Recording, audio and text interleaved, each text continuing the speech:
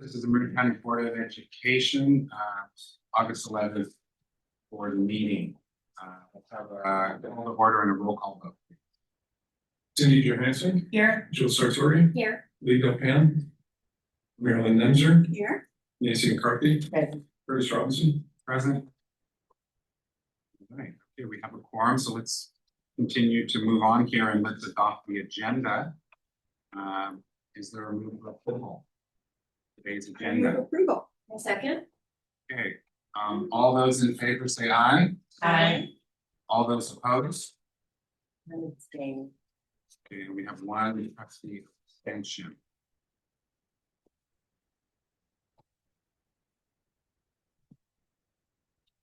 Okay, now let's talk about public comment for items on or not on the agenda. So now we're looking at folks who wish to address the board on items that are not on the agenda. Is anyone here in the room that would like to do that? Please come up to the podium, sir. Thank you. This will be quick. My name is Bruce Rafel. I am a resident of San Rafael. Am I on? Should I start again? Go ahead. You didn't miss anything, don't worry. What's your name, please? Okay. For those of you who don't know me, I'm a two-term member of the San Rafael School Board, twice serving as president and once serving as chair of the Marin County School Boards Association. I am just here quickly because I didn't see on the agenda specifically the item about Patty Garbarino's resignation. I would just strongly urge you not to call a special election, to appoint a replacement as is your legal right to do so. And then when you make your decision, that you strongly consider Patty's recommendation for who should replace her. Thank you very much. Thank you for that. Okay, is there anyone else in the audience that would like to talk to us on items not on the agenda? I'd like to. I'd like to respond to Mr. Raven's comments. We're not responding with comments. Okay, my comment is that I believe that it was inappropriate for Patty to have missed several meetings beforehand and to have left us in a position where we could not have had her position voted on in this election. Had she done it 130 days before, responsibly, we would have been able to have a vote on it without requiring a special election. I don't think that somebody should be able to pick who it is they want to replace them and then put us in a position where we couldn't have had an election timely and not paid any additional money for it. I don't think that anybody should get special recognition, that there should be a full and open opportunity. And I think that there should be an election so that everybody has an opportunity to vote. So there doesn't seem to be this sort of favoritism that comes by one board member selecting somebody to replace them. I think elections are there for a reason and we should have a special election to replace that position. Thank you. Okay, is there anyone else in the room that would like to comment on items not on the agenda? Seeing none, let's move on to the consent agenda. All those in favor? Aye. Okay, you move. Okay, any seconds? Seconded. Okay, all those in favor? Aye. Okay. All those we're approving the consent agenda. All those in favor? Aye. Okay, and anyone opposed to the? I am opposed. Opposed to the consent agenda? Right. Okay, well, it passes.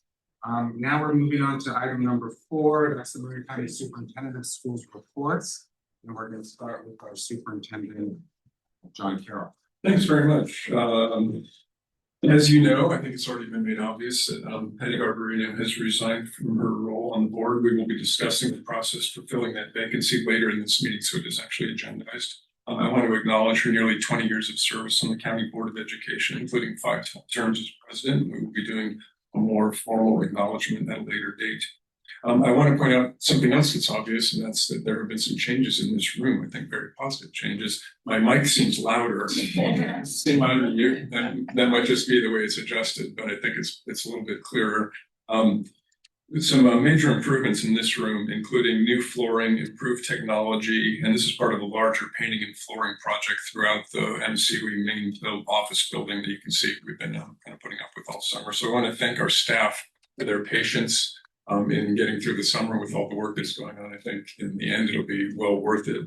And thanks to everybody on facilities who's tried to make it as convenient for everybody as possible. We had a board retreat, which in July, which was, in my opinion, very productive. And it was a seminal moment for me where I really felt a strengthening of the partnership between me as the county superintendent and the county board. We discussed governance effectiveness, what the board's role is, information and decision making, and how the board and the superintendent can share more information, communicate better, and make shared decisions, as well as leadership, accountability, and working together. Our facilitators from the ACCBE have given us a would you call it a report or a what's the You call it a next steps document? Yeah, next steps document, along with, I believe, a survey to find out how the board felt about the experience. So, and having checked in with most of the board members who were there, I think the feeling that it was a day well spent is largely shared with the group. So, looking forward to more to come on that. As you probably noticed, I have been putting out I guess twice a month notice about various things that are going on. Some of those will be covered in this report at each meeting. Some of them will just be for the board members to look. It's all a public document, but it should be. We have it systematized now, which will be nice. So back to school. Students are heading back like now. I think we have some students heading back as early. Well, maybe I think John Lance's kids are going back tomorrow. Yes, in Sonoma County. In Sonoma County, Marin pretty much opens up next week. I had very little sympathy for my own wife, who's a teacher, who said, "I have one day of vacation left." Okay, enjoyed it. But about 30,000 kids in Marin, and it's just it's really fun when this kicks off, and there's a lot of excitement around school. And I always like to have a reminder that every adult, whether you're a board member or a classified employee or a teacher, that interaction that you have with a student, however small, can mean a huge amount. So that, when the bus driver says good morning, that can be very important in the life of the young person, cafeteria workers, everybody. So that's exciting. Also a warning, watch out, the traffic patterns are going to change in Marin on Monday, especially if you're back to school. Professional development for math and literacy educators this summer was a smashing success. We had our literacy series, which took place at hotel over there. So intensive reading, instruction, teaching teachers the best practices on reading, research-based methodologies that we are working on, that we are getting behind with energy, dollars, and enthusiasm. We had a really good turnout for that. And then on the heels of that, our math workshop, which was called the Math Institute. The Math Institute, which I got to do the keynote for, which was graciously hosted by the Novato School District. 80 math teachers turned up, and that was 60 math teachers turned up, 60. Doing the math. 80 of your 80 there, 60 over there. And this is all on top of the last 3 years of providing really high-end professional development. As math teachers go, it was a spirited group, I gotta say. We they had a pretty good time, and the feedback that I've gotten, even unsolicited, has been very positive. So Frontline, most of you are aware of the Frontline financial system that we have just got up and running. And I think Bree has a few words to say about it. But before she starts talking, what I would like to say is, when you have a rollout this big that's been coming for this long, and I want to say it's been like 15 years at least of getting ready to launch something like this, such a huge change that for the first time includes all districts in Marin, Nevada, our largest district, had been fiscally independent. I think largely because of the move to Frontline, it was a good time for them to join us and take advantages of the economies of scale that we can provide. The rollout has been, you would expect with all these teachers that there might be a mistake. It's really hard to find one. Like we have done, Bree and her team and the teams all in the business offices all around the county have done amazing work. There will be some bugs to work out for sure, but it has been shockingly smooth in a good way. So Bree, if you have more to add. No, I agree. Thank you. We just had our first payroll on July 31st, and now we've moved into a really fabulous employee portal that all employees in the county will be able to access. We are working on a couple of little ancillary extra software programs on absence and time and attendance, all created to increase efficiency and productivity in the business office so that we can really focus on student programs more. And also, we will be closing out in the old system. So we've got like a couple months left in the old system as we finally close out the 25-26 year. And then we will hold a funeral, a goodbye to QSS. We never see it again. But I hope that it just increases overall efficiency in the county. And it has been a huge project. And I think at last count, we had counted over 2,200 hours of either group or individual trainings for districts over the past year and a half. So it has been a pretty big accomplishment for the team. While ago, when it kicked off, there was I think it was mostly for financial people around the county. There was a party. Party is maybe a big word for what it was, but a gathering to celebrate the kickoff in front line, and that looked like a lot of fun. I did run out to do a few high fives going out. I'm very excited to introduce to the board a very special person who's made my life better, and I think has made our work better, and that is Laura Dudnick. And Laura, would you please stand for a moment? I want to praise you too much. Laura is our very first director of communications for the Marin County Office of Education. One of the things that my predecessor, Mary Jane Burke, said to me, I feel like it was on the way out the door. She said, something I never did that I probably should have done is hired a communications person. You might want to think about that. So 3.5 years later, finally taking her advice, we were able to, it was a robust candidate pool, very highly qualified people. And we were able once again to steal from San Francisco Unified and bring on somebody who is really what we were looking for is not just someone who we could say, hey, here's what we should do in terms of communication, but someone who could work with us as a coach and a colleague saying, here's what I think will work, who has a lot of expertise in that area. And so far after, is it on week 6 now? Yeah. Yeah, it's going really well and just like fitting in super smoothly. So welcome, Laura. Yeah. Okay, I want to talk a little bit about Dolly Parton. Actually, not Dolly Parton herself, although she's the founder of the Dolly Parton Imagination Library, which is a nonprofit that provides one free high-quality book per month to young students in areas that subscribe to her program. It's a big nonprofit, and thanks to the Marin County Free Library, Lana Aglawan, who's our county librarian, reached out to me trying to find partnerships last spring. Who can we work with to find the startup funding that's needed for to get this program going so that students in Marin, or actually a lot of them aren't even students yet, they're little kids who aren't even in schools in some cases. What can we do to get that going in Marin because it's such an amazing program throughout the rest of the country? I think 3 million participants across the US. We had a very good partnership. We participated in some minimal upfront funding for it, along with the Friends of the Marin County Free Library, who serve as the administrative and fiscal agent. So we're not managing it, but the kickoff was this summer. And I highly recommend, if you know anyone who has young children, I think it's under 5 years old. 5, thank you. Children under 5 can get a free book every month. It arrives in the mail. And if you have little kids, or if you've ever had little kids, you know what that's like when something comes in the mail and it's exciting, especially if it's related to reading and literacy. To see that happening and to see kids light up like that, part of our overall strategy on improving literacy across Marin. So really happy to partner with the library on that. And thank you, Dolly Parton. Okay, I want to, unfortunately, I'll conclude my remarks today with a little bit of some very sad news. So many of you knew Marlon Washington, who was Marin County's chief of probation for the last 6 years. I met Marlon, I was a district superintendent. I was part of the Marin School Law Enforcement Partnership. And Marlon is one of these people, or was one of these people who is, he has like this, I don't know how to describe it, like a magical ability to connect with people. And it was just really great to get to know him. And then when I started this job, we interacted much more frequently.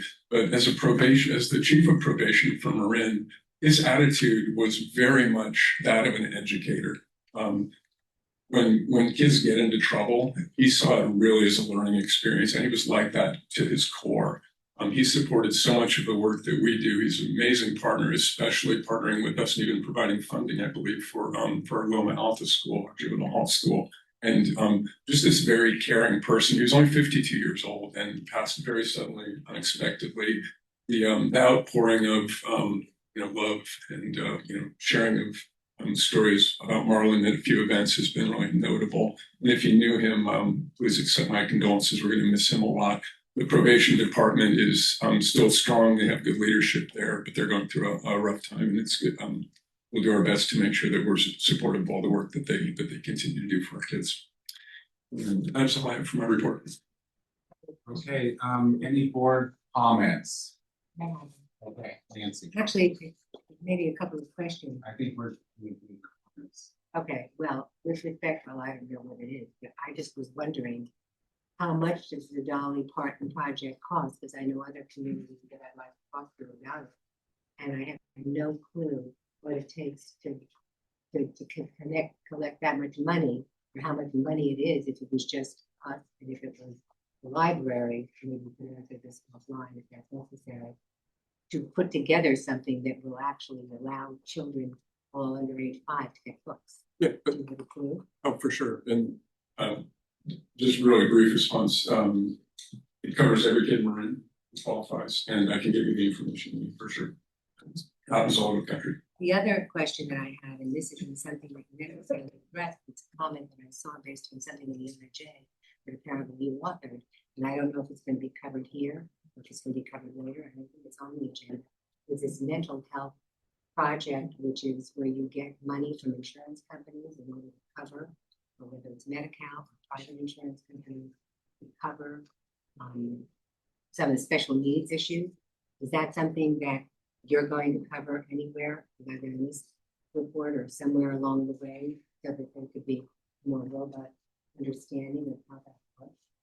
Yeah, I believe we talked about that at some length with Dr. Miller. I do remember that time. CYVHI, it's a new law. But I'd like to have some further information because I just don't understand, and maybe this is just me, but from a legal perspective, how you're able to get private insurance information from a parent in order to be able to do this, which is what it seemed to me is what you're doing. So it's not just a matter of getting it from Medi-Cal, it's how do you tell a parent, are they required to give you their private insurance information? But if that's not something that we can discuss here, then I can discuss it with you later. When I saw the article, it brought some to my mind how you deal with HIPAA issues and all of those other kinds of issues in order to be able to get a person's private insurance, and whether or not they would be forced. I mean, I don't know if this is a voluntary program where they're forced to give you their insurance information and make an insurance claim, and what that impact that has on families who now may be required to make an insurance claim when they don't necessarily want to or can't afford to, even if they're very high. So I would like to have that information. I would love to offline if that's necessary, but I do think it's something that this board should be thinking about. Influence on it. If it's the superintendent of school that makes the final decision, I guess it doesn't make any difference what we have to say. Maybe we can take that offline. Maybe Lisa, you can reach out to her. And whether it's Medi-Cal or it's private insurance, I know we built Medi-Cal in the past, so same procedure would occur for private insurance. So to me, it's already set up. It's just a matter of doing it, and that's been the challenge. That I think there's money that's available in services that we're doing, but we're not collecting on the insurance. Like that I understand, but if you're required as a private, you've got a private insurance policy and you're required to make a claim. You have deductibles, you have this, you have that, and it counts against maybe a certain. Nancy, would you put your microphone on, please? It's on? I think it is. So this is a discussion, but we'll continue that, Lisa. Maybe you'll shed some more light on that. Thank you. Yeah, I just don't think it's the same as Medicare. And we're moving on. I have a quick comment, which is I just want to thank you, John, for the every other week update. It has been really helpful to feel more informed as a board member. And I want to thank you for listening to feedback. Thank you. Any other board comments? Any public comment on this item on the agenda? Okay, let's move on to 4.3. This is notice of public hearing. This is Dr. Lisa Miller. Good afternoon, members. Oh, I'm sorry, we did, I'm just trying to get through this. Your pardon. I wanted to find John lens of I mean, this Lisa COVID just jumped spotlight. up there, I mean, I was just all. Yeah, I missed it too, Lisa, let's go back to 4.02 quarterly report on Williams uniform complaints, this is our deputy superintendent, John Lenz. Yes, and there are no reports. Perfect, okay, any more questions on that? Any public comments on that? Seeing none, let's go to 4.03. This is the notice of public hearing, Dr. Lisa Miller. Good afternoon. So this is an annual requirement. We brought this forward all prior years that all of you have had on the board. What this is us putting out notice publicly for us to assess in our own programs. So it's only the MCBE student serving programs that we have sufficient textbooks for our students. So it's on the agenda tonight so that you can make the announcement that we will have a public hearing actually at the September meeting. And at the September meeting, we bring forward for your information what is the sufficiency of textbooks in our student programs. Thank you. Any board comments? Let's see, okay. So I just noticed there was something in the section that said that if the textbook is not sufficient, it will be corrected within 2 months. And I just think 2 months may be too much of a long time, especially when the student is trying to learn and not to have a textbook for 2 months. That's the only comment that I have, whether we can make that a shorter period of time. Yeah, I think one thing that we're fortunate about with the size of our programs is that we can put remedies in place very quickly. Thank you. Any other trustees' comments? Any public comments on this item? Let's move on. This is item 4.04. This is review the 26-27 45-day budget revision. This is our financial experts. So when we adopt the budget in June, we're using what's called the governor's May revise, and then approximately by June 30th, the legislature is required to finalize the budget. And so when that budget is finalized, if there is any material differences, we bring it to you within a 45-day period. And so that is what I'm doing here today. There are only 2 significant items. One, we fondly call the SPUD bug, which is a one-time professional development grant money, student support and professional development discretionary block grant. And that was increased. We had estimated a fairly low amount because we didn't have a final dollar on that. And when the final dollars came in, it was about $930 a student. And then we were also awarded some, or not awarded, but we were used as a pass-through for some state monies as well. Any questions? I have a question. So I think we should just really make it clear that this $10 million is just a pass-through. I know Yeah, that we have no control on that, right? control. We didn't choose to elect it. They just said, you will do this. Yeah, and I just felt that sometimes people get confused as to the use, as to what MCOE, how MCOE influences the disbursement of that fund. And I don't think that's the case because we really have no power. We don't, it's all dictated in Yeah. code. So I believe it's ABU 121. So it's all outlined in the trailer bill. So it's nothing we have any control over. I have a comment. I'm sorry? I have a comment Okay, before. right. I support this fund. I am tired of all the anti-Semitism I am seeing in this country. And I feel strongly that we don't have to hide behind doing this or apologize to the 1 or 2 people who come in and complain about this. I think it's frankly disgusting. And I think that the approach and what this fund is doing is necessary and is appropriate, and that this board should openly support the fact that we're doing this. Thank you. Good for kids. Okay, any other comments from board members? Any comments from the public? Thank you.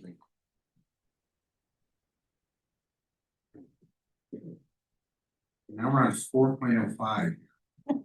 Marin County Office of Education and Mathematics Placement Protocol. This is my tan high colleague showing up here. Katie Foster. Yeah, the math placement protocol is short, it's in front of you, so I'm just here to answer any questions if anybody has. Yes. So when a student decides to re-enroll in a math program because her grade in the prior month is lower, does that get removed from her transcript so that the university that she's going to be attending to will only see the most recent higher supposedly grade? That's an interesting question. We don't have grades at our school program. We have credit, no credit. And we also do not have A through G approved courses. So students don't generally go from our program straight into a 4-year. They would go through a junior college. It depends on the district, what their board policy is. But generally, yes, students who receive a D in a typical school and then retake the course, there's a notation on their transcript and it's listed as a 0 credit but also 0 penalty course. So the course is still usually on the transcript and then the new grade surpasses it, adds to the GPA. Okay, got it, thank you. Great. Any other, Cindy? Katie, I'm just curious, how has this changed from the previous year? No change. Okay, thanks. Any other board member questions? None. Anyone from the public? Okay, thank you. I'll move on to action then.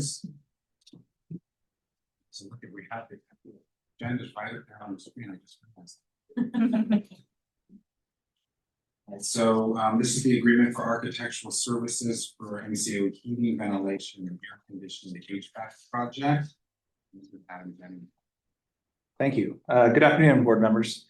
Before you today for consideration is an agreement for architectural and engineering services related to the MCBE main building. So this building here, HVAC modernization project. As we discussed in June, it has become necessary for us to move forward with modernizing our HVAC system. And the approval of this agreement will allow Motive, the architecture firm before you, to begin development of the full scope of the project, with the ultimate goal of having construction take place in the summer of 2027. And with the Department of State Architecture, we really need to get moving on this. We have previously worked with Motive, the Windows for the Windows modernization project, so they're familiar with with Greystone Western Construction Management firm and with this building in particular. Oh, really? You're driving a PowerPoint. Sorry if that was distracting. Do you guys want to start from the beginning? Built in. Why is he doing that? That's funny. It was part of a light show. Really get you guys excited about this agreement. Anyway, as I was saying, we've worked with Motive before, and their fee schedule is based on the California Office of Public School Construction Rates. So it's their recommended rates, which are determined as a percentage of the overall estimate of the budget. So if you read in the packet, the estimate for the budget is 2.5 million. Percentages for their fees come off of that. I recommend that you award this agreement, or I recommend that you approve this agreement as presented, so we may move this project forward for development. Lee, or I'm sorry, Trustee Del Pan. Oh, sorry, No. Any board questions? sorry. Go on, Lee. So typically when we have a budget for any project, Yeah. it goes through some bidding process and they will be decided based on certain parameters who will be awarded. In terms of these fees, did we negotiate at all to get it into a lower amount?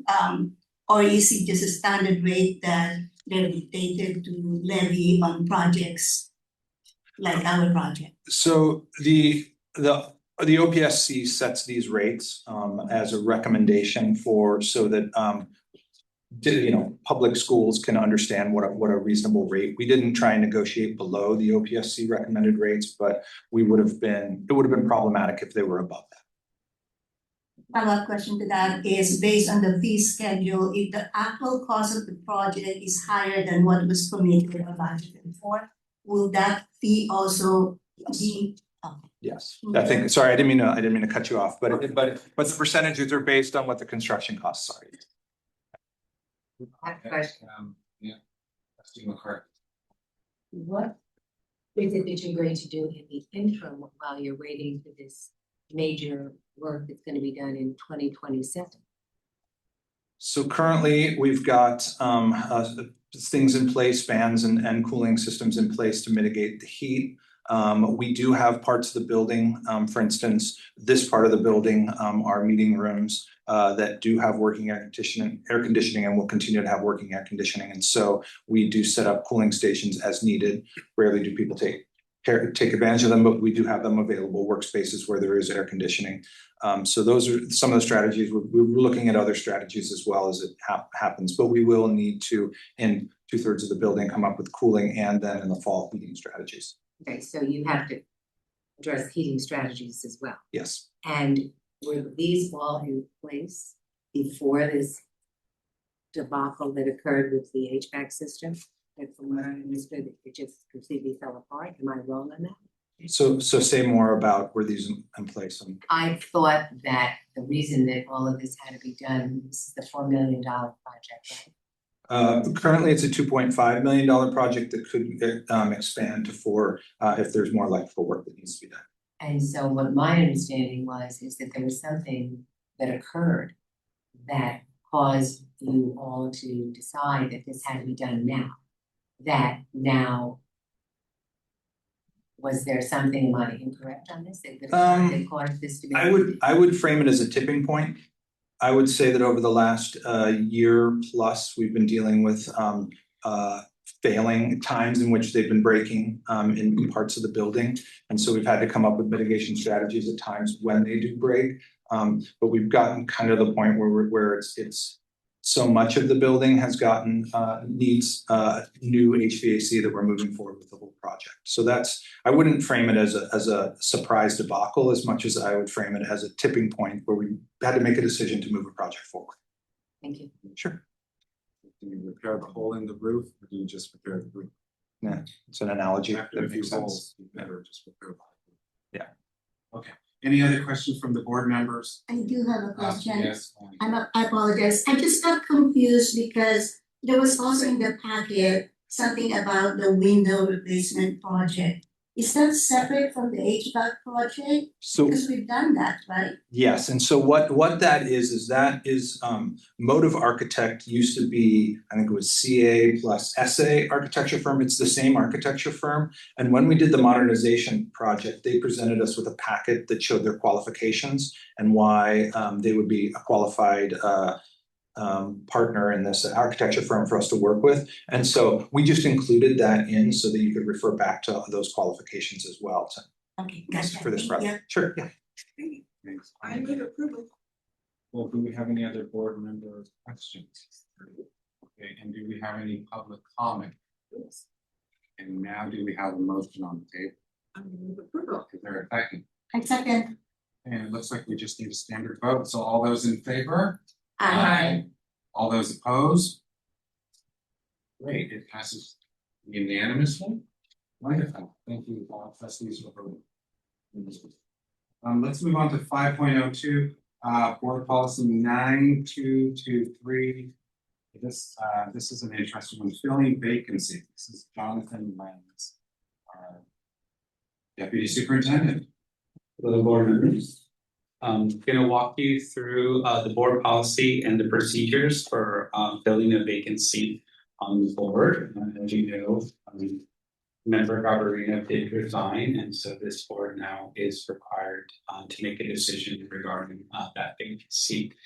You first need to know that consistent with our board policy and California Education Code, the vacancy, when it has happened, is too close to the November election to be included on that ballot. So it would have to be held during a special election, which at the earliest would be in March of 27.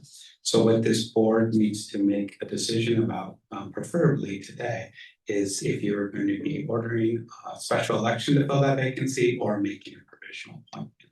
I'm going to go through all the steps related to the special election, as well as the provisional appointment, as well as some recommended timelines for you, and then open it up for questions and you can take action. So I'm just going to break down the 60-day timeline for you so you have all your dates. The vacancy did occur on July 24th. There is, as I mentioned, a 60-day timeline, so that would conclude on September 22nd. And if you line that up against the upcoming board meetings for decision-making purposes, you have your next board meeting on September 8th, and then there's the next is on October 13th. So if you want to stretch that all the way out, you could have a special board meeting between September 9th and September 22nd if needed. And again, the action for that would be either to fill that vacancy through a provisional appointment or call for a special election. Tonight or today, you are just making the decision as to what path to take.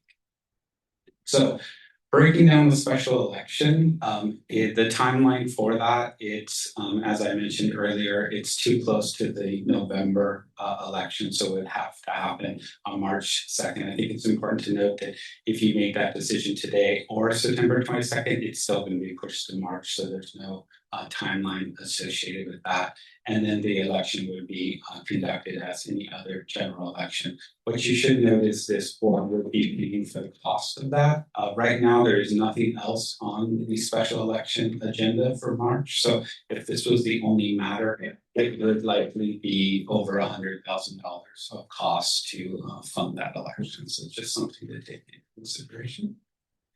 Provisional appointment process, first is you should know that if you do make a provisional appointment in that 60-day window, once that person is appointed to the committee, they hold all the powers and authority of a board member on this board, and their term would be until the next time either that seat or another seat on this board is up for election, and those two things coincide. So the provisional appointment, that person would sit till November of 28. Okay, all right. Provisional appointment process. The first thing we're going to need to do is announce that there's a provisional appointment. We are prepared to do that as early as tomorrow. We would be doing obviously on the MCBE website and the IJ and all social media channels.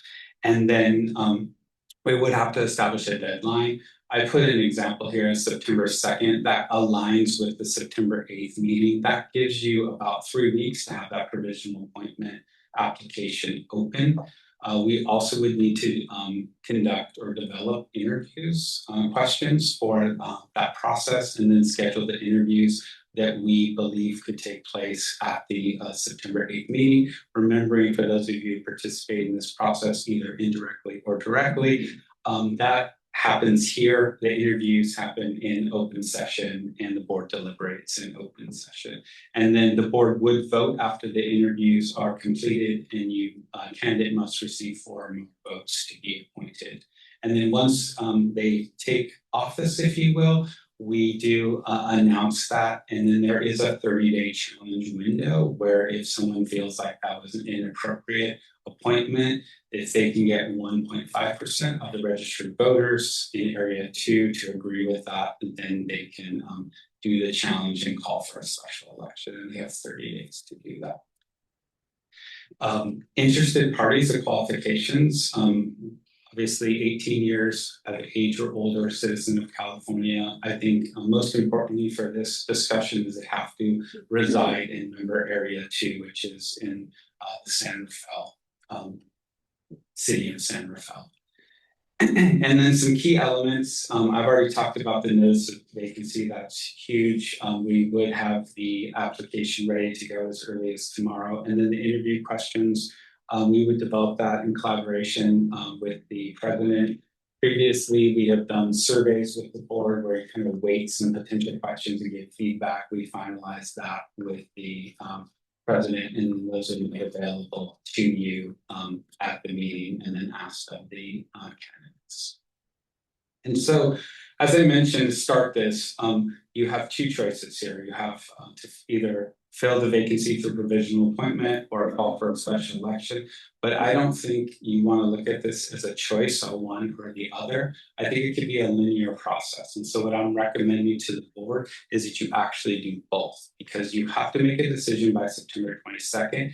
You can call for an application and try to make a provisional appointment. Look at your candidates. If you have 4 or more votes for a candidate, you have made a provisional appointment. If you're unsuccessful in doing that, you still have time to then call for a special election.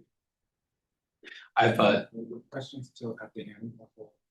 laid out a 60-day timeline that encompasses all of that. The option one is using your existing September 8th meeting. So as you can see, the vacancy occurred on July 24th. On August 11th, here we're discussing that option. On August 12th, as I said, we could post it. It would close roughly 3 weeks later on September 2nd. On September 8th, you interview those candidates. And then the provisional appointment challenge starts a 30-day window. That challenge period would end and they would become official, if you will, on October 8th. The other option, and really if you just wanted to give it more time, you could move it to September 14th instead of September 2nd. That's another about 2 weeks to have that application out there. You would, and it's bolded because it's important, need to hold a special meeting off calendar, if you will, and then take action there to either make the provisional appointment or call for a special election. And then the only thing there, it would increase the challenge period to October 17th. Okay. So your three considerations, and I'll open it up for questions. You can.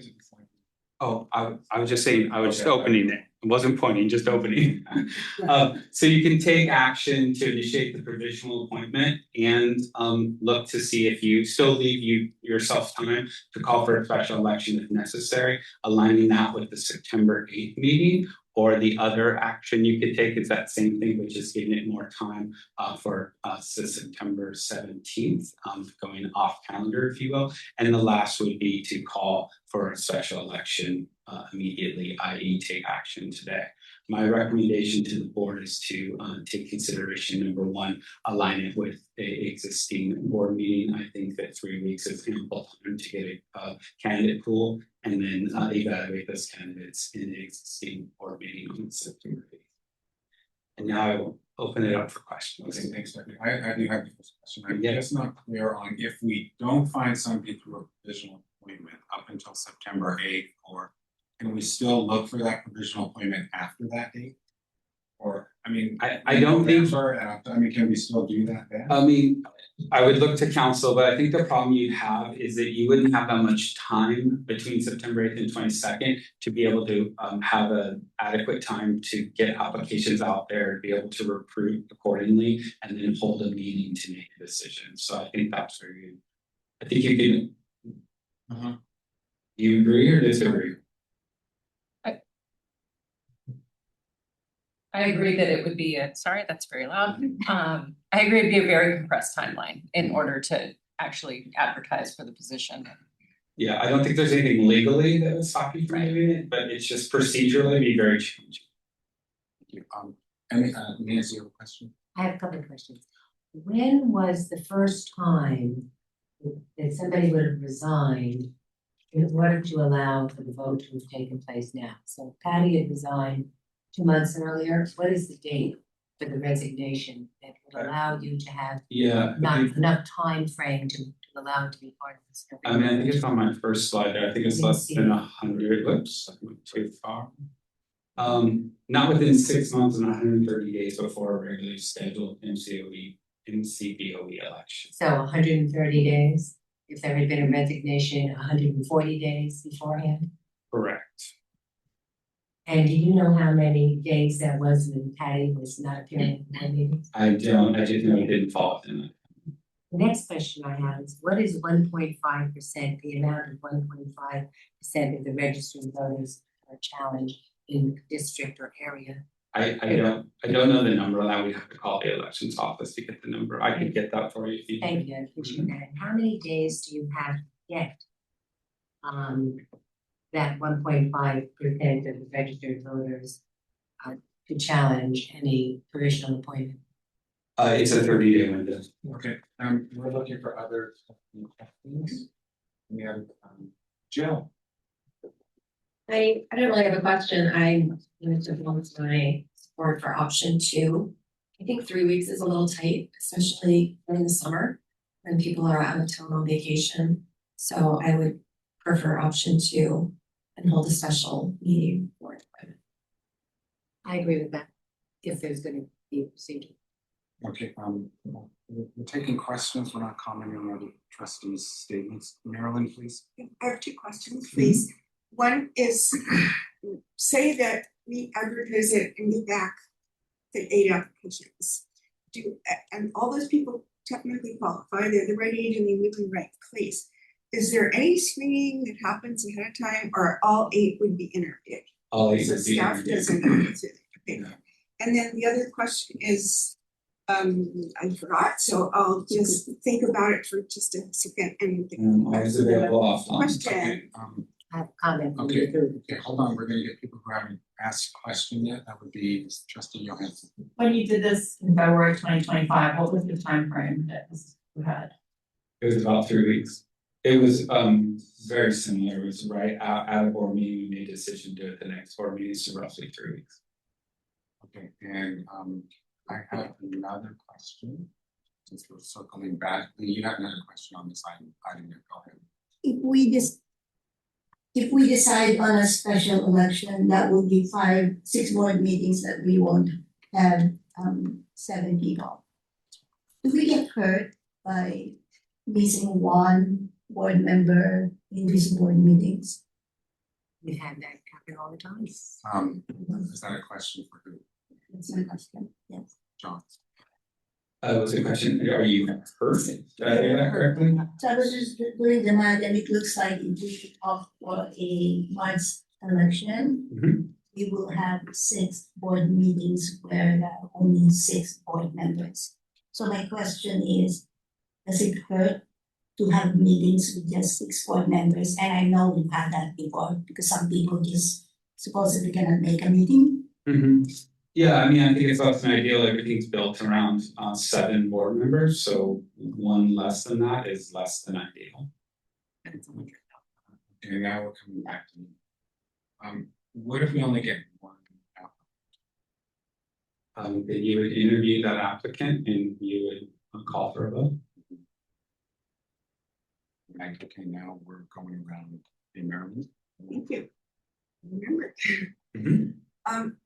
Would we be able to, if, say we have a 3-week period and then applications are in, there's a week before board meeting, whenever that is, okay. Would we have a chance to see the applications sometime earlier that week? So, I mean, I like to see ahead of time if people I know or people I want to learn more about, so that I'm not deciding just based on just exactly the very last minute. Yes, and on the application, we indicate it's a matter of public record, so if we could set something with the board if they're interested, as applications come in, we can make them immediately available. Okay, thank you. Okay, trustee McCarthy. How many times in the last year we had only 6 board members present? You know, I Could you put do. your mic up, please? I can't hear you. how many times in the last year we had only 6 board members present for our meetings? I don't have that information. I think I have well over 50%. That aside, what I am very concerned about, and one of the reasons why I believe we need to have an election, is that this was a contrived result. Patty Garbarino did not show up for a number of meetings prior to her resignation. That Okay, we're talking about the policy and the procedure You know of what? this, so you have to stay I'm entitled to. consistent. No, You're wrong, you're wrong. Well, you Am I allowed to make a comment? I have a point of order. Am I allowed to make a comment? Because I'm being shut up by Curtis Robinson all the time, and I think it's unfairly. I'm staying consistent. I'm making my comment in my position on this entire issue in terms of whether there should be a special election or whether we even consider this other option. And I have the right to make that comment. And as the chair, I'm the right to quiet the board and adjourn the meeting. Then you shall do Okay. that. I'm not going to, Well, but then I'm saying I you- have the authority No, to you do don't. it. Yes, I do. No, you do not, With the Curtis. request of the board. You do not have the- behavior you- showing. Can we hear from Danielle, please? Member McCarthy, I think the president is telling you you're out of order in your comments about Patty Garbarino. Why am I out of order? Perhaps you could confine your comments to the process, which is actually the agenda item before you. Okay, then I will confine my comments to that.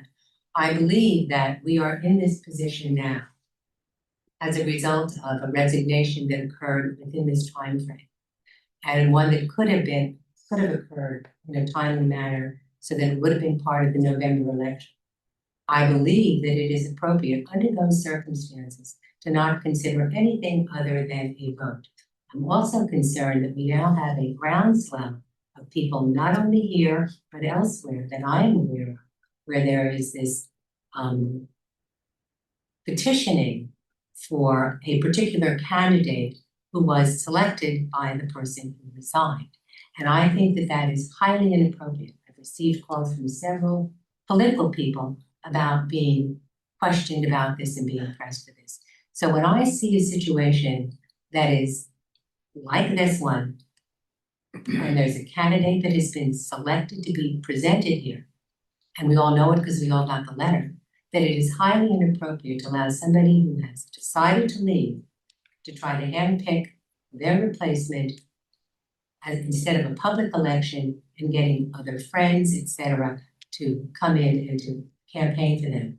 And I've never seen anything like this before. Okay, thank you, McCarthy. And so I would like to be clear that I think that there should be an election under these circumstances. Okay, thank you. We do have the option to decide on a provisional vote or an election, and each one of us has our own opinion about the candidates that show up in front of us. So we are adults, we can make our decision, and we have that opportunity, and that's within the law. Any other questions? I do have a comment. Lee, go on. Another question, comment? Yes. I just don't like hearing this whole scenario of party leaving as a ploy. You know, we don't know the real reasons behind her resignation. And to label it a certain way in a public forum like this, I just don't think it's appropriate. I don't like it. Thank you, Lee. Any other comments, Jill? I think in a perfect world, we would have an election, but spending over $100,000 to me is just simply not the right use of our dollars. So I agree it would be better to have an election, but I don't see it as a possibility. And I think all of us will make the decision about appointment based on who we think is most qualified and not based on who Patty has recommended. Of course, we'll consider all the candidates based on their merit. So I don't see that as a concern. Okay, I do have a anyone else? comment. Hold on, Lee, you Sorry. commented. Does anybody else have any further comment? I just wanted to say that I think we were very successful in the last process to have chosen a board member going through this appointment process. Cindy's doing a lot of things. The only thing that I wish we could do more is have a longer interview time. It seemed like we had just a couple or 3 questions, and it did not provide, at least in my mind, a real understanding of the personality of that person. It's easy to read the person's background and experience and what they want to do, but it's also different when you really hear from the heart what this person wants to do. So my only comment again is I would like to have a longer interview process. That's fine, and we can do that. I'd like to say something. Okay, I'm just, I'd like to bet anyone $1,000 that the person that Patty selected will be the person that is selected in this process. well, then that would be the right person for the job. So any other I didn't questions agree with that. for I don't think it'll have the, anything to if do the, with if the that. board votes positively, that would be the right person for the job. I do. Any other questions? Or Let's go with Jill, one more comment. I recall that we all had an opportunity to submit questions for consideration when we engaged in this process. We got the amazing Cindy on the board, so I would request that we do that again. Each board member should have the opportunity to ask questions. Thank you. And Marilyn, you had a comment? Yes, I just want to strongly say that I think a provisional appointment is the best way for us to go. I don't have really strong feelings about whether we wait till September or do it in August. I'd like to see August because I would like to see I would like us to have our 7 members back. But if it, and I don't know if there's a way to put it out there and see if we get back some good applications, we don't need to wait. So I don't. The date is September 8th or September 22nd. No, it's Isn't that right? September, it's August 8th or, no, it's, Can you put that slide back up? no, September 8th or. So this is September option 1. 17th. Applications would close on September 2nd. Decision would be made on the 8th. Option 2 is the 14th. go back and. So 12 more days. So we wouldn't be waiting till after September 22nd either day. It would just be whether we have a special meeting. Correct, yes, it's just going off Oh, calendar, okay. Then and I I'm would just worried, especially with 6 members, making sure everyone could be there. I know that everyone already has September 8th in their calendar locked, Okay. and I think that is important. So I would not care. I'll go along with what everybody else wants. Yeah, John makes a good point. And I would just comment, I would hope we do it on September 8th, just move this process along and fill the seat that we need to fill. Yeah, and I also just, if I could add one last thing, just want to be clear in this approach I'm recommending, this does not push aside your ability to call for a special election. Right. It still gives you the opportunity as a safety net, and once you get the candidates in front of you, if you cannot reach agreement on that, you still have that option. So just to honor trustee McCarthy's idea of having a special election, we can actually vote to have both of these things go on. Correct, and currently, yes, you're just not making the decision on special election until you've completed the provisional appointment process. Maybe that's the way to do it, trustee McCarthy. Okay, do we have a motion? Just a reminder, I don't think you've had public comment on. Oh, we need public comment, or we have a motion? Okay, since we don't have public comment, we're not weighing in on the special election any further, let's have a motion. I move we go for provisional appointment and that we should have our interviews on September 8th. Okay, is there a second for that process?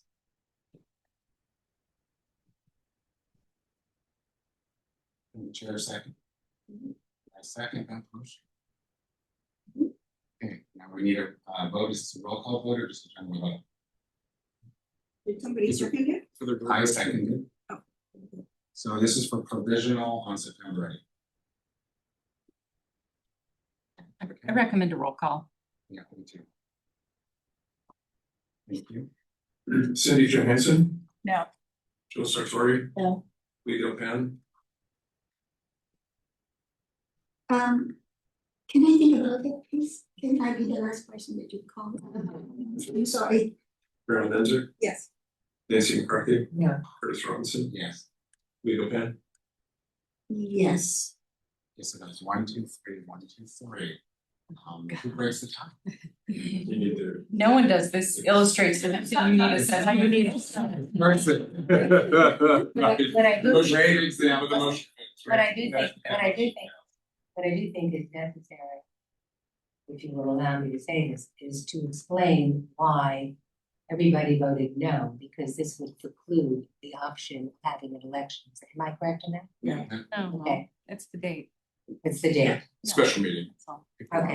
It's just We don't get extending enough it. of each other. If someone else wanted. I make a motion that we have do a provisional appointment with a special meeting on September 27th. 22nd. I have a quick clarification, because does that mean that it precludes that that We motion have- preclude? No, this vote would allow for still a special election if we did not agree on a candidate. Thank you. It's not the 27th, because that's after the 22nd. Yes, but we're gonna hold the meeting on the 17th. On or before the 17th. I amend that motion for a provisional appointment to be interviewing candidates at a special meeting on September 17th. On September what? 17th. Can we just go back? John, what are the advantages of having it 9 days later? And More What time process, for what people. process, it's more, it's just having the application out there longer, being able to recruit more, giving more time for people to consider it, fill out the application and submit. Just for me, it also just moves us a little bit after Labor Day, because I agree with Jill that there are some people who might be candidates who may not be present here in Marin and focused on opportunities like this. So I think we cast a wider net. Any other comments? So we have a motion. I didn't hear a second. Second. And now we have a second. Now we're gonna have a roll call vote. Cindy Johansson, Yes. Jill Sartori, Yes. Leo Pan, Yes. Marilyn Enzer, Yes. Nancy McCarthy, No. Curtis Robinson. Yes. Okay, that motion passes, so we're moving toward a provisional. Mark your calendar right now. Yes, don't you mark your calendar, that would be great.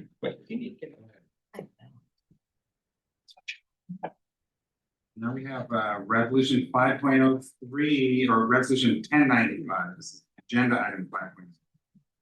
Resolution of the Marin County Board of Education, the Marin County Superintendent of Schools supporting full day or bell-to-bell smartphone bans in Marin County to promote student learning, well-being, and academic success. Let's have Superintendent Carroll comment or give us some update on this. I think I'm speaking extemporaneously, but I think you all probably recall several conversations last spring where we talked about the board and the superintendent weighing in on the basically a philosophy behind resisting or banning cell phones or smartphones during the school day. So a lot of work went into this. We had a discussion with the superintendents around the county, and I think we have arrived at a resolution that I think will provide guidance for districts across Marin around the policy and around the practices of restricting cell phone use from bell to bell. I think and just to editorialize slightly, the research is, I think, real clear about it. Like having kids with smartphones in their hands during the school day is harmful to kids. I don't think there's any, there doesn't seem to be any argument left from anyone except perhaps the producers of social media or cell phones themselves. I think that's it. We want to do what's best for kids. So thanks very much for looking at this. It's I think John Lentz pointed out to me a while ago, this is a first for the county board to have a policy decision like this and to weigh in and on a decision like this and to put it out publicly. Great, wonderful. And of course, our two trustees were very involved in the city of Benson and jail. So thank you both for really jumping up and so now let's see if we can pass this resolution. Is there any comments from the board on this? Yes, I want to say thank you to John for being supportive and partnering with us on what I think is a critical issue facing students all over the world, frankly, and being able to have this message going out to our Marin County schools that are struggling with this issue, right? They're getting some pushback. We know this. Adam and I worked on this at Shoreline Unified School District, and there you get pushback on it. So having the superintendent of schools weigh in on this, saying that smartphones should not be in school, gives a lot of support to districts that want to make this decision but might be getting a little bit of pushback. I think it also gives agency to parents who are struggling with enforcing good policies at home. They can say, John Carroll's the bad guy, right? He's saying these phones are not good. Just like when a lot of us had our kids starting to drive, and California has a law that says, you can only drive between a certain time period. So you get to say, well, Gavin Newsom's the bad guy, not me. I think this is really helpful. I agree with John that there is simply no debate on this issue anymore. It's over. We shouldn't have cell phones in school, and whatever we can do as the Marin County Board of Education to help schools and parents make good decisions, I think is fantastic. So I fully support this. Thank you, Joe. Any other comments from the trustees? Cindy? Yeah, I just, Jill, you said you basically captured everything I wanted to say. I want to add one other thing, which is it's not just the research about the harm and the distraction and anxiety and all the issues we're well aware of, but also even here in the Bay Area, districts that have adopted cell phones that are not being used during school bell to bell are seeing incredible results. Just yesterday on the local radio, I was hearing about Oakland and the results, and the teachers are seeing just greater participation, engagement. The kids through student surveys are talking about being happier. So we're seeing this all across the country, and hopefully we'll see it throughout Marin. Yes, thank you. So the resolution actually on the second page had 5 bullet items. Let me just read it. Encourages school districts to collaborate and share resources and lessons learned from their evaluation and implementation of policies and practices related to student cell phone usage, etc. and then encourage school districts to share implementation progress. And I agree with both items. I was just wondering whether there could be something, and maybe you can read it between the lines, but it would be good if we could use economies of scale, determine how many school districts would actually want to implement this. And then we could just make one order, maybe directly order from the supplier, or directly even order from whoever is the producer. Because there will be a discount in doing that, and if all the school districts will be using it anyway, maybe it would save, the school districts can save some money, just in that. I think the resolution doesn't preclude us from doing that, and there still is some, and I think happily, when we talk to the superintendents around the county about this, they're in agreement, like, there's not a single superintendent who's like, oh, we really need to keep cell phones. There are a few pockets where we're getting pushback, but I think we can, given the language is already in here, that's something that we could work on if it comes up, but there's not universal agreement on what the best solution is, but that a solution is wise. And I think that's what I meant by it can be read between the lines. Yeah. So we are looking for any trustee comments. I want to say just one, since we have our new communications person here in the audience, this deserves a press release. So I know you're on it. I know you do. One is already. We want to see it. And a strategy and like telling us all the right things to do. Good luck with that. Now we need a motion. We need a motion on the floor to pass this resolution 10. I move to pass resolution 10. I apologize, but I don't know if we've asked for public comment. I thought I just. Oh, I'm sorry. Did I miss you saying that? Okay, my apologies. It was mumbled. I'll second it. Okay, so, okay, we have a second, we have a motion and a second. And now let's have a vote. All those in favor? It's gonna be roll call. Oh, it has to be roll call? Oh, resolution. Cindy Johansson, Yes. Jill Sartori. Yes. Lee Delpan. Yes. Marilyn Nemser. Yes. Nancy McCarthy. Yes. Curtis Robinson. Yes, okay, that passes unanimously. Congratulations. Can I just comment briefly while I'm going to, you can't stop me. When the board's unanimous on something like this, that's really important. Like that voice is so much louder than if it's a 3-2 or something like that. So thank you for everybody leaning in on that. It's a good thing. So I will add that the Little League baseball team that has been announced, when the coach told them that they had to get rid of their cell phones for at least 5 hours before they played, they had been winning ever since that day. Okay, now let's move on to 504, that's ratification of the appointment of the Charter Petition Renewal Ad Hoc Committee. And this is Dr. Robinson who's going to comment on the staff presentation. Okay, you, Janelle. That is me. Thank you, Dr. Robinson. All right, since the charter petition does not come forward very frequently to the board, I did put together a little information to refresh our memory around what that process looks like, in particular what it looks like for a renewal. As you're aware, the Ross Valley Charter is up for renewal this year. Our renewal process is governed by education code as well as our own board policy. The timeline generally follows the same process as it does for an initial charter, and that timeline starts as day 0. There's so many screens, I'm not sure I have it. I did this way, but then I realized there's a choice today.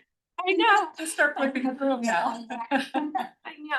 So our timeline starts day 0 when we receive the petition from the charter school, and within 60 days is the first public hearing. That public hearing is held to review the information that's been provided by the petitioner, as well as to hear input from the public. The timeline, the next point is 15 days prior to when the board takes action. The staff report, including all recommendations and findings, needs to be made public. And the board needs to take action within 90 days of receiving the petition. So it's a quite tight turnaround, that total 90 days. But it does start right as soon as we receive it. So I did put together a sample of what that might look like. Although we don't know when we might receive the petition, we do know that Ross Valley is currently working on their renewal, and so we could receive it at any time.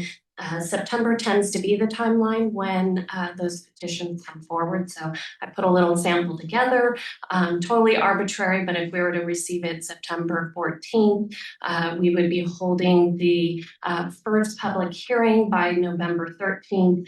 Our staff recommendations would need to be made public no later than November 28th, assuming the second public hearing and board action are by December 13th. So the Charter Ad Hoc Committee, which is governed, our board bylaws, identify how that committee comes together, and we are going to outline for you the duties, responsibilities, authority, and term, which have been typical for the participation of the ad hoc committee with our review process. So the term really is when we receive the petition up until that timeline when the board takes action, so that 90-day window. What that looks like is meeting with our staff review team. That's typically 4 or 5 meetings with our staff that occur during our staff working day. Usually there's a meeting when we receive the petition so that the information, the petition can be reviewed, as well as setting future dates with our ad hoc committee. Those future meeting dates would include opportunities for our review team leads to be able to provide some of the intermediate findings that we may have after our initial review of the process, hear input, feedback, try and answer questions that the ad hoc committee members may have, where they may have input that our review team agrees with.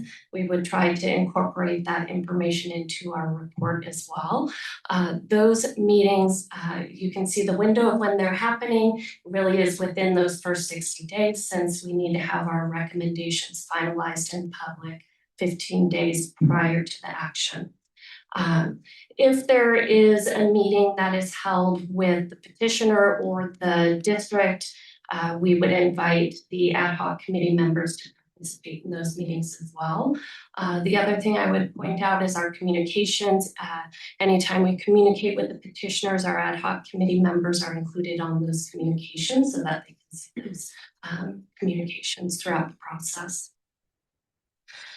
The other responsibility, when the board takes action, our ad hoc committee typically makes a recommendation for the board to consider.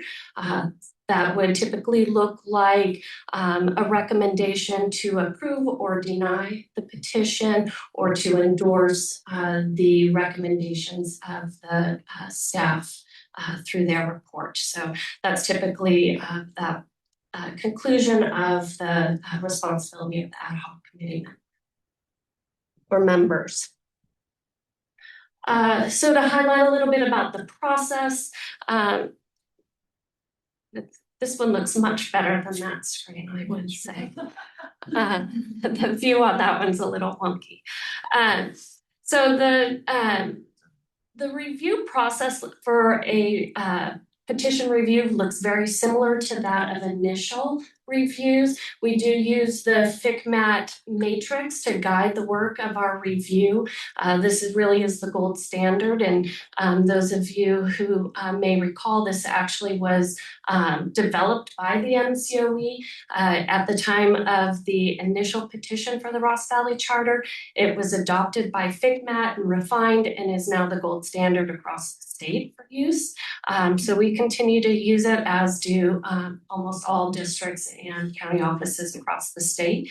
Our review team is made up of our content experts among our staff to review the 15 areas that are identified in the matrix. I do want to point out a little bit of what might be different with the renewal than the initial, although much of it is the same. What I would point out in a renewal, we cannot deny a petition based on these two areas, the fiscal impact of the charter school on the district, or a finding that the charter school is unlikely to serve the interests of the entire community. Those are areas that could be considered in an initial but not a renewal. The other area that is different for a renewal that the board would consider is the school-wide performance data. This is something that is considered heavily as part of the renewal process. And we look at the prior 2 years of information on the school dashboard. In order to review the charter, we first look at, is it considered a high performing, middle performing, or low performing school? The definition you'll see for middle performing is simply that it's not high or low. And the majority of charter schools across the state actually are in that middle performing category. Current published data indicates that the Ross Valley Charter is in the middle performing category. So I put together a little more detail on the parameters for looking at the charter through that lens. The legal criteria, board action for a middle performing, the renewal term would be granted for 5 years based on being a middle performing. The evaluation, we would be looking at the first bullet point as an elementary district, clear and convincing evidence demonstrated by that verifiable data, that dashboard information, that there are measurable increases in academic achievement, 1 year's growth for 1 year in school. And then board action, just to highlight a couple of areas here. The board may deny the renewal of a charter petition for making written factual findings if all 3 of these categories are true. The charter has failed to meet or make sufficient progress towards meeting standards that provide a benefit to the pupils of the school. The closure of the school would be in their best interest, and that the decision is weighted heavily on the academic performance measurements. The other area that comes up, either one of these two on the bottom here, demonstrably unlikely to successfully implement the program due to substantial fiscal or governance concerns. And then the second one, not serving all pupils who wish to attend.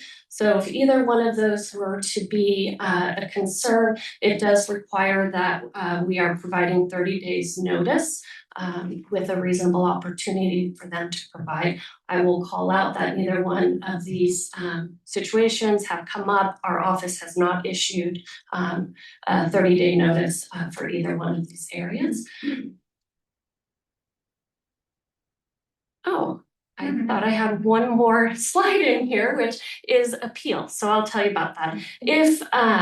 If the board does deny a renewal, the charter does have the opportunity to appeal that to the State Board of Education. Something that is different than at the time Ross Valley initial charter went forward to the State Board is the reason for that the State Board might overturn the decision, and that is really based on whether the process that we used, either we did not follow procedures, that we had inaccurate findings based on the data that was presented, or that there was a bias in the way that the information was presented.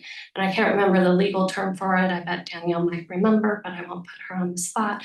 There is a legal term. I just can't remember what it is without my notes to look at. Judicial abuse of discretion? Yes, it is. Thank you. A good one. Abuse of discretion. Thank you. So with that, I'll pause there. I know it's a lot of information. The ad hoc committee, one of our very first meetings, we go through this a little bit more in detail so that they can hear a bit more of the information. Great, thank you so much for that presentation. I have this question as the chair. Can you just give us a little history? This is the Ross Valley Charter that went to the Ross Valley District. And they denied the charter, and then it came to us, and we denied it, Correct. right? And then it went to the state. Yes. And then they approved it, so then it fell back in our hands. Yeah, the state approved it and they signed us as the authorized. So that's my question, can this go back to Ross Valley? That is not the way this is structured. We've actually done a little bit of that research already to see and make sure that we are the appropriate receiver of the petition. And so it does come directly to us and not to the district. Yeah. Any other questions? I have. Go on. Are there any, I have two questions. Are there any other charters like on the map that anybody's talking about in Marin County? Because I had heard one Montessori school or something that's considered a charter school, maybe not, San Anselmo. I guess it's not considered because that would just be a private school. But are there any other charters that anybody is even thinking about that we know about? As far as initial charters come? Yes. I haven't heard of anything. Typically, this is the timeline that new charters come forward, and that's based on that 90-day timeline to go to a district. If the district denies it, they have an opportunity to then appeal to the county office, which is another 90-day window.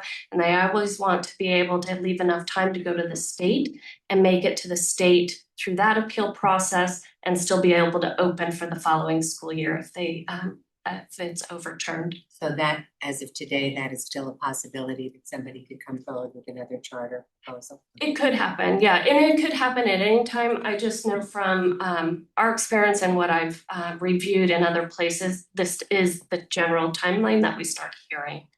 And my other question is Ross Valley Elementary, which would be an option for the people that are at the charter school that we're talking about now, is that evaluated as a high performing school? I don't know that they classify them. I don't think, I'm looking to Laura from our ed services, they don't. Charters are. Yeah. That's what I was wondering. I didn't know if there was a similar clarification so that at least I would know whether or not why they would be selecting a charter school if in fact the Ross Valley Elementary School was considered a high performance school. Students are committed to enroll from anywhere too. They don't have to be in Ross Valley School District. They can come from anywhere in California. Right. I understand that. I just wanted to get a sense of just the geography and why somebody would select a charter school versus a public school where there would be possibly better outcomes, and since they're apples and oranges in terms of evaluating the outcome. My question is answered. You can't. They're not at it. Well, that's an individual choice. Any other questions? From the, I believe you have a question or a comment? If it's not impolite, I need to pass on a note to Curtis. You just have to read it to all of us. Oh my gosh. The old teacher trick of making it out loud.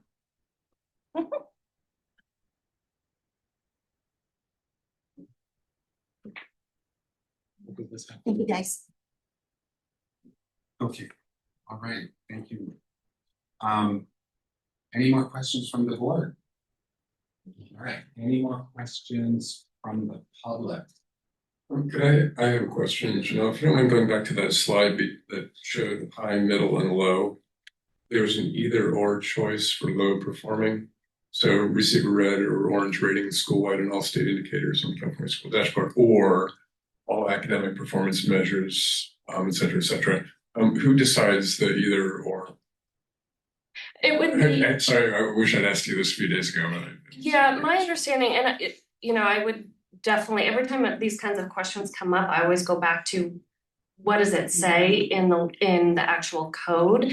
But I believe this is that either one of these could be true, and then they would fall in the low performing. Okay. Just the dashboard. Yeah, this is based on dashboard data. Yeah. Yeah. Thank you. I have a point of order. You have a question? I do. It's a point of order. You indicated that the board chair has the right to ask the first question, and according to my research, that a board chair does not have formal or universal right to always ask the first question.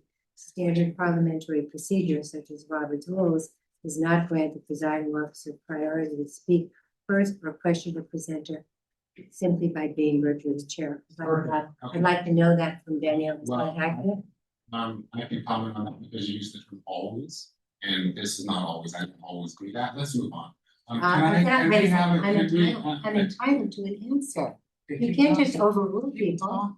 I just asked Danielle, I've asked a parliamentary rule, you made a statement, and you just answered you answered what you You said. said always, and I said I don't always do It has it. nothing That's to do it. with always. I'm happy to follow up after the meeting. I don't know that I'm. Jesus, right. No, I mean. You know, you answer your own question, you don't let the legal counsel provide an answer. You think you are the only one in this meeting. I do not. Yes, you do, and you've acted that way. You always do it. You make statements that are just untrue, and then when you're questioned about them, you become like you are now. Anything else? Okay, trustee Menzer. I just would like to remind the board that we, in our bylaws, we really have stressed civility and showing respect for each other at meetings, and it really hurts me to see things escalate the way they are. I agree. I think that, no, I think personal attacks just do not have a place in this room. That's all. Thank you. I have a comment. Yes, trustee, go ahead. I just don't understand in my heart and in my mind and in my social and background why this is happening, why this kind of an environment, an exchange of information and communicating is happening.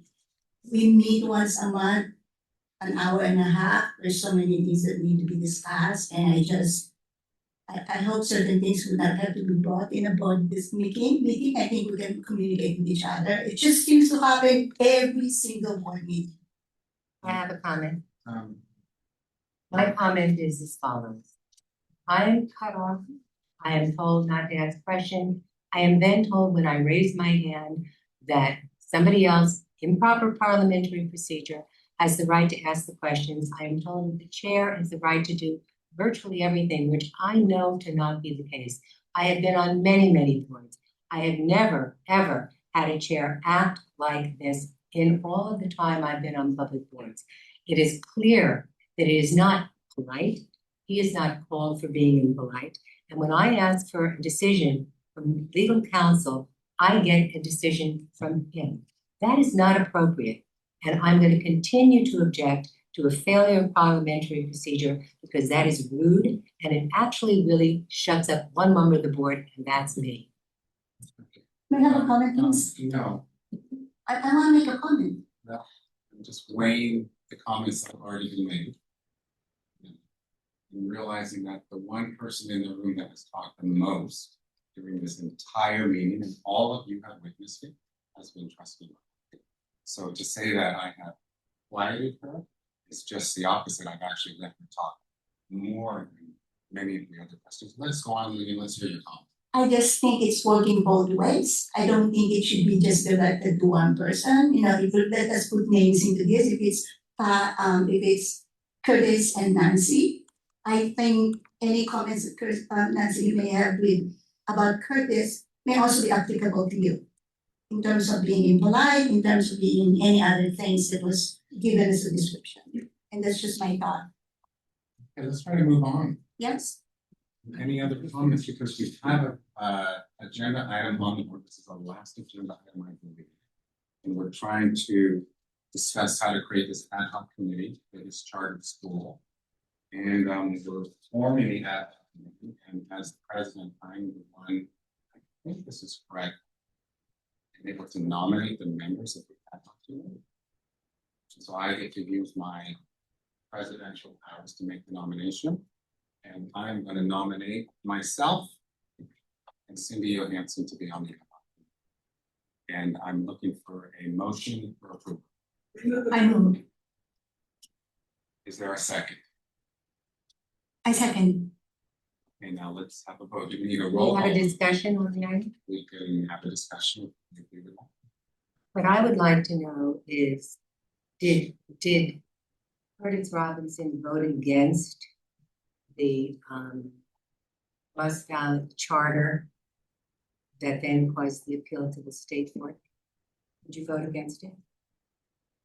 It was an entire vote of the entire board. We all Right. voted against it. Were you one of the members of the people who voted against it going through such that it went through an appeal to the state?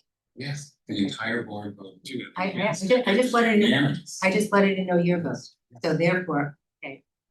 Now we're gonna vote, so I will not vote to support Curtis Robinson to be on the ad hoc committee because of the fact that he voted against it to begin with, and we had to wind up going to an appeal and having it overturned. I think it demonstrates a certain bias that I think is inappropriate. Any more discussion? We need a roll call vote? Seems like a roll call vote might be a good idea. Cindy Johansson, Yes. Jill Sartori, Yes. Lee Delpan, Yes. Marilyn Nemser, Yes. Nancy McCarthy. Yeah. Curtis Robinson. Yes. All right, then the ad hoc committee is formed and staff will reach out to us. Thank you. Direction, thank you so much. Okay, now let's move on to the Marin County Board of Education reports. Who's gonna give reports today? Cindy. I have just one note for all of you who have now experienced the ACCBE, and hopefully, it's great to hear perspectives from other board members. And you can have that happen on Thursday, August 20th. No, seriously, in 2 weeks, there is a webinar that is a panel of county board members from around the state who are gonna talk about the title is called Beyond the Boardroom, How County Boards of Education Builds True Community Connections. It talks about the role that we have and the opportunity we have outside of board meetings to create meaningful community engagement around education in the county. So they're all recorded. If you can't make it, they're free. You just go to the website. Just want to mention that. Awesome. Any other reports? Can I tag on to that? Sure. I believe also ACCBE is offering a webinar for administrative assistants to county boards that will be participating in as well. So it's exciting to see that we're getting that level of support. I have a report. Trustee McCarthy. I wanted everyone to know, in case they didn't read the IJ, that we will have contested elections. So other people have come forward to run for this office, and therefore in November, we will have several board members. We'll have competition, and these will be new individuals who've never served on elected boards previously. Okay, any other board reports? No. Yes, I have a great MCSBE report. So on Thursday, August 27th, from 8 to 10 a.m. is going to be our New Year meeting and gathering. So it's for trustees and superintendents. And it will be here at MCOE, and I know there will be little treats for breakfast and coffee. And this is the first of a 3-part professional learning series that focuses on all aspects of special education. And I think since special ed is one of our huge focuses in this office, I think it's especially important for us to be there. I really always appreciated that all the workshops and events that MCSBA has put on have been very valuable and enjoyable at the same time. And it's also a great opportunity to network a little bit with the other people in the county, which is a really important role for all of us, I think. What was that date, Marilyn? August 27th. It's a Thursday I think it's a Thursday. Yeah. From 8 until 10 in the morning at this office. Okay, from the housing. Yes, I have an update on the Oak Hill Workforce Housing Project. We have our next board meeting on Thursday, so I'll have more information after that, but I wanted to provide a quick update based on the executive director report that I received just a few days ago. So the construction start has been delayed, and during that time, costs have been increasing. So when we received updated financial projections, we learned that there's about a $10.6 million increase in construction costs alone. And on top of that, the executive director is updating the budget for current interest rates and revised architecture, engineering, and operating costs. So when you put all that together, there's an estimated $12.5 million shortfall, which has to be closed before staff can recommend moving forward with that, with financing. So the plan essentially is trying to find areas where costs can come down. One area is engineering. The JPA has also been working with Standard & Poor's on the preliminary credit rating review, and that's going well. So stay tuned for an update. What was the reason for the delay? Environmental, it's polluted. Excuse me? It's polluted. Well, Gun I don't think saying polluted is the right phrase. There's all kinds of construction projects that go ahead on land that previously had environmental issues, but the state has to review it and provide it's called law. Remedial action plan. So that is what's happening right now, and it's causing some delays. So stay tuned for an update at the September meeting. Great, thank you, Joe. Any other board reports? I mean, we're nearing the end of our meeting. Let's have a motion to adjourn. Is there a motion? I move to adjourn. Okay, is there a second? All those in favor say I meeting adjourned. Thank you.